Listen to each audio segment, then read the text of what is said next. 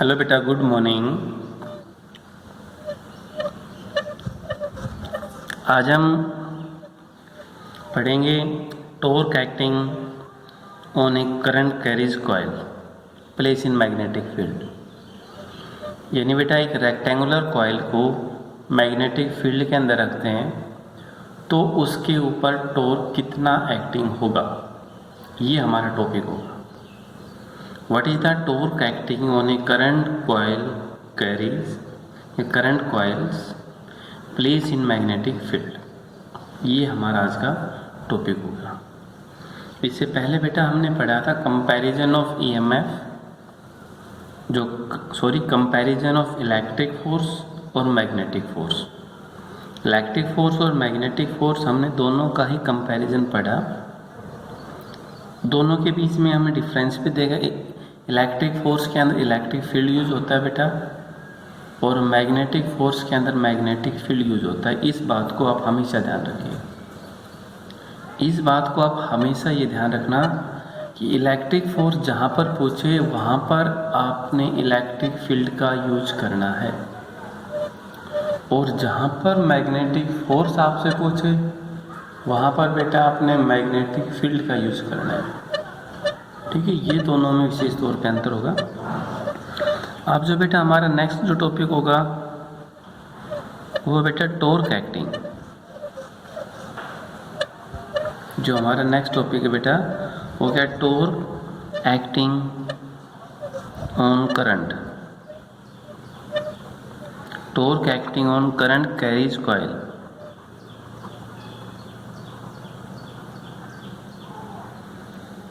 Coil in magnetic field. बेटा magnetic field को मैंने शॉर्ट में लिख दिया है। ठीक है, तो बेटा सबसे पहले टॉर्क क्या होता है। कॉइल में से करंट पास होगा तो मैग्नेटिक फील्ड आपको मिलेगी, ये कन्फर्म है। लेकिन हम पहले टॉर्क की बात करते हैं कि what is the torque. Torque क्या है बेटा? टॉर्क है कोई भी ऑब्जेक्ट अगर एक सर्कुलर पाथ के अंदर मूव करता है, सर्कुलर पाथ के अंदर मूव करता है तो वहाँ पर टॉर्क एक्टिंग होता है, जिसे आप टार्क बोलते हो। बाइक चलाते हो, गाड़ी चलाते हो, कोई भी व्हीकल है आप चला रहे हो, तो जो रिम है, रिम का अर्थ जो टायर है, टायर उसके साथ एक रिम है, रिम के अंदर टॉर्क इंड्यूस होता है, टॉर्क प्रोड्यूस होता है।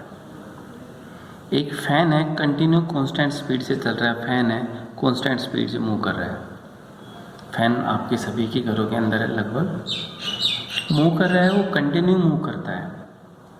अगर एक ही स्पीड से मूव करता है, यूनिफॉर्मली स्पीड मूव करता है, तो बेटा वहाँ पर फोर्स तो कितना हुआ, जीरो।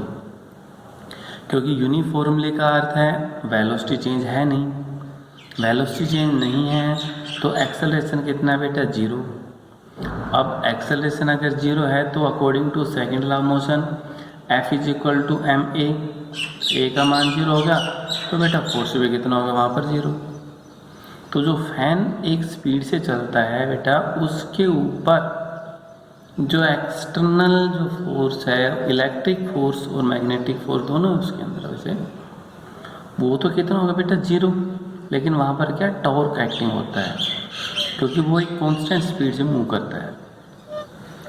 तो बेटा देखो, मैं कि थोड़ा सा रफली ये बना देता हूँ। यहाँ पर ये मैग्नेटिक फील्ड लगा दी, इतने रीजन के अंदर ये मैग्नेटिक फील्ड है, और इसके अंदर ये कॉइल रख दे जिसमें से करंट फ्लो हो रहा है।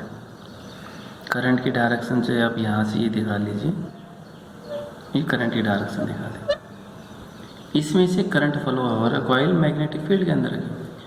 तो बेटा ये मैग्नेटिक फील्ड के अंदर रखिए तो ये घूम जाएगी, चाहे आपके पास एंटी क्लॉकवाइज घूमे और या क्लॉकवाइज घूमे। अगर रोटेशन होता है तो वहाँ पर बेटा आपको क्या मिलेगा, टॉर्क मिल जाएगा, टॉर्क। तो ये आपके पास क्या है, टॉर्क। जब कोई ऑब्जेक्ट एक सर्कुलर पाथ में मूव करता है, सर्कुलर मोशन के अंदर मूव करता है, तो वहाँ पर बेटा टॉर्क इंड्यूस होता है, टॉर्क प्रोड्यूस होता है, ये ध्यान रखिए। अब इस कॉइल को मैंने यहाँ पर ये लिख दिया, ये कॉइल है, सॉरी कॉइल थोड़ी सी बेटा, थोड़ा डायग्राम गलत हुआ। ये आपके पास कॉइल है, ठीक है। इसका बेटा नाम कुछ भी मान लीजिए, P Q R S। हमें क्या माना, P Q R S एक रेक्टेंगुलर कॉइल है। P Q R S क्या बेटा कि रेक्टेंगुलर कॉइल है, जिसमें करंट फ्लो हुआ I करंट है बेटा, यहाँ से यहाँ तक फ्लो हो रहा है, ये है I, ठीक है। इसको मैग्नेटिक फील्ड के अंदर रखे यहाँ पर, ये डायरेक्शन है बेटा मैग्नेटिक फील्ड की, जो ये डायरेक्शन है बेटा, ये डायरेक्शन किसकी, मैग्नेटिक फील्ड की डायरेक्शन। तो जैसे ही कॉइल है P Q R S, थोड़ी इसकी देखिए, कंसीडर ए रेक्टेंगुलर कॉइल, हमें माना एक रेक्टेंगुलर कॉइल है P Q R S, a current carries coil, या consider a current carries coil P Q R S are place in magnetic strong magnetic field B, जिसको किसके अंदर रखे, एक मैग्नेटिक फील्ड B के अंदर। Then these coil can be rotate with clockwise और anti clockwise in direction. तब ये कॉइल है बेटा रोटेट होनी स्टार्ट हो जाती है, या तो क्लॉकवाइज और या फिर क्या होगा बेटा, ये एंटी क्लॉकवाइज इन डायरेक्शन, ठीक है। तो जैसे रोटेट होगी then torque will be produce, तो वहाँ पर आपको क्या मिलेगा, टॉर्क मिल जाएगा, या टॉर्क विल बी इंड्यूस, कुछ भी मान लीजिए, ठीक है। तो ये आपके पास है बेटा, ही आप विचार शोन इन द फिगर, जैसा कि फिगर में दिखाया गया। तो ये मान लीजिए जैसा कि फिगर में दिखाया गया, मान लीजिए F1 फोर्स है यहाँ पर एक्टिंग हुआ इस एंड के ऊपर, F2 फोर्स यहाँ एक्टिंग हुआ, F3 फोर्स यहाँ एक्टिंग होगा, और बेटा F4 फोर्स यहाँ एक्टिंग, क्योंकि चार किनारे हैं, चार एज है इसकी, एक तो P Q, दूसरा QR, तीसरा RS, चौथा SP, चार एज है, तो बेटा चार ही इसके ऊपर एक्टिंग होंगे फोर्स, ठीक है। तो अब देखो इस कॉइल की बेटा लेंथ है, जो लेंथ है L मान लिया है, और ब्रेथ है, ब्रेथ को हमने क्या कह दिया, B कह दिया। जो आपने करंट कैरीज कॉइल मानी थी, रेक्टेंगल कॉइल मानी थी, उस कॉइल की लेंथ कितनी बेटा L, और ब्रेथ कितनी बेटा उसकी B, और लेंथ है उसकी L और ब्रेथ है उसकी B। अब बेटा इसके ऊपर चार फोर्स एक्टिंग हो रहे हैं, ये भी आपने थ्योरी के रूप में लिखना है। If F1 be the force acting on the edge PQ, F1 है फोर्स एक्टिंग हुआ एज के ऊपर, कौन सी एज है, PQ। F2 be the force acting on the edge QR, F3 be the force acting on RS, and F4 be the force acting on SP, चार force acting on, ये विचार shown in the figure, जैसा कि figure में दिखाया गया। अब बेटा एक किनारे के ऊपर एक स्टेट कंडक्टर है, P क्या हुआ, ये भी आपके पास क्या एक स्टेट कंडक्टर है। तो इस स्टेट कंडक्टर के ऊपर जो फोर्स एक्टिंग है बेटा कितना होता है, force acting on state conductor place in magnetic field, topic हमने पढ़ा था। तो वो फोर्स कितना है बेटा, F is equal to ILB sine theta. Length अगर L है तो L आ जाएगा, B है तो B मिल जाएगा। तो F1 with the force acting on the edge, F1 बेटा फोर्स एक्टिंग है, तो F1 को हम क्या लिख दें, ILB sine theta. Sine theta ये मैक्सिमम फोर्स हम कर ले बात इक्वेशन नंबर 1, ये आपने थ्योरी के रूप में दिखानी। F2 be the force acting on the edge QR, I L की बजाय कितना है B, इक्वेशन नंबर 2। F3 कहाँ एक्टिंग हुआ, आर एस, तो फोर्स कितना बेटा, सॉरी आई, और लेंथ कितनी एल बी, 21 नंबर था। और बेटा F4 क्या आ गया, इसके ऊपर है आई बी पी, 21 नंबर 4 बेटा। अब बेटा ये देखो, ये कॉइल है, रोटेट होगी कंटिन्यू, चाहे इस डायरेक्शन में हो चाहे इसमें हो। तो 2 और 4 दोनों इक्वल आ रहे हैं, 2 और 4 दोनों क्या हैं, इक्वल, लेकिन दोनों की डायरेक्शन क्या है, अपोजिट। दोनों की डायरेक्शन क्या होगी बेटा, अपोजिट।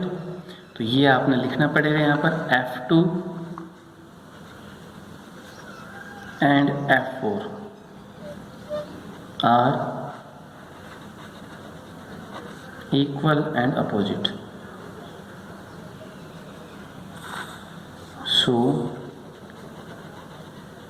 their result is 0। इसलिए बेटा इनका रिजल्ट क्या होगा, 0। Therefore जो फोर्स है इम्प्लाइज F क्या हुआ, F1 F3 कितना होगा बेटा, IL B हो गया। But torque acting, torque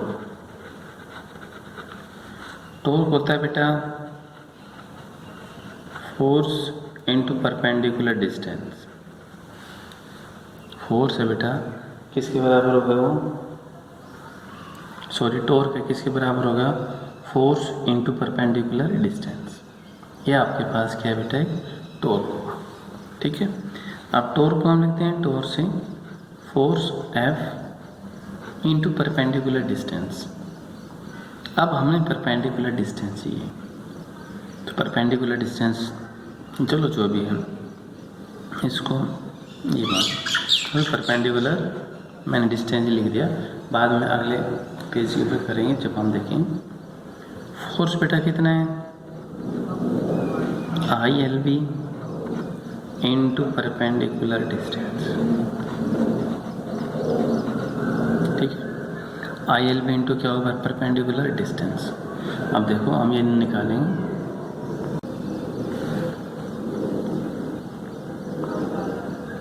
torque हुआ ILB इनटू परपेंडिकुलर डिस्टेंस, ठीक है बेटा। परपेंडिकुलर डिस्टेंस देखो, अब डायग्राम पीछे देखना, बुक में देखना, ये है P, ये है S, ये बेटा ये हमने आगे बढ़ा दिया, इसके ऊपर ये परपेंडिकुलर ड्रा कर दिया, इसको हमने कह दिया ST, इसको हमने क्या बोला गया ST, ये यहाँ पर थीटा है। तो परपेंडिकुलर डिस्टेंस क्या होगी बेटा, ST। तो टॉर्क कितना हुआ, ILB इंटू ST। अब हमने ST का मान चाहिए, तो बेटा ट्राइंगल ST ये कितनी है, B है, upon PS, base upon hypotenuse बेटा कोस थीटा होता है। तो ST बराबर होगा PS कितना बेटा, B cos theta.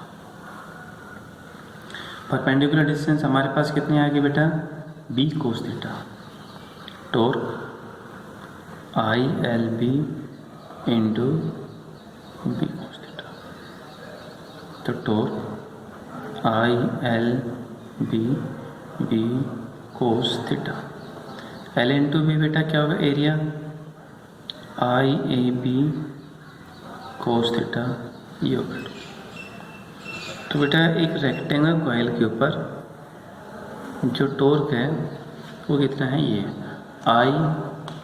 IAB cos theta, ये IAB कोस थीटा, ये रेक्टेंगल कॉइल, ठीक है। इसका जो मेन पार्ट है वो हम स्पेशल केस वगैरह है वो हम अगले वीडियो में देखेंगे।